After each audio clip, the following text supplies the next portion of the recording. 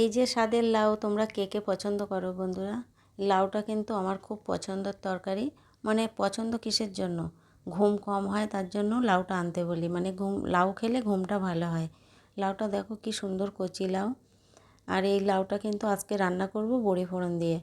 এই লাউটা রান্না করলে না বড়ি ফোড়ন দিয়ে আমার শাশুড়ি মা খুব পছন্দ করে খেত। আর এই চাকলাটা কিন্তু রেখে দেবো, এটা কিন্তু একটা রেসিপি বানাবো, পুরো তোমাদের কাছে দিয়ে দেবো।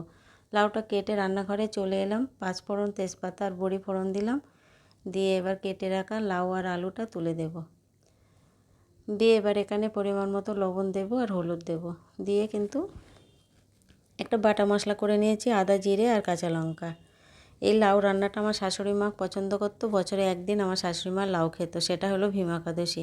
ওই দিনে আমাদের বড়ি ফোড়ন দিয়ে লাউ রান্না হতো না, বাদ বাকি চিংড়ি মাছ দিয়ে রান্না হতো। এবার দুধ ঘি দিয়ে বড়ি ফোড়ন দিয়ে রান্না করে দিলে শাশুড়ি মা খেত। তো ওই ভীমা একাদশীর দিন বছরে একদিনই ওই লাউটা উনি খেত। এবার বাটা মশলাটা তুলে দিয়ে ভালো নাড়তে পারছি না, অনেকটা ভারী হয়ে গেছে, কড়াটা ছোট হয়ে গেছে, তাই জন্য আমি ঢাকা দিয়ে কিছু সময় রেখে দিয়েছিলাম। দেখো নরম হয়ে এসছে, সিদ্ধটাও কিন্তু হয়ে গেছে।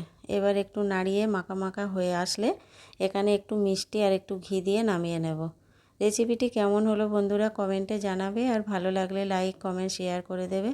লাউটা একদম কচি লাউ, আর মানে লাউর জলেই কিন্তু লাউটা সিদ্ধ হয়ে গেছে। দেখো একদম মাখা মাখা হয়ে গেছে, দেখতে তো খুবই সুন্দর হয়েছে, খেতেও কিন্তু সুন্দর হয়েছিল। লাউটা রান্না নামিয়ে নিলাম, কেমন হয়েছে কমেন্টে জানাবে। এই লাউ কিন্তু খেলে খুব ঘুম ভালো হয়, খুব ভালো জিনিস।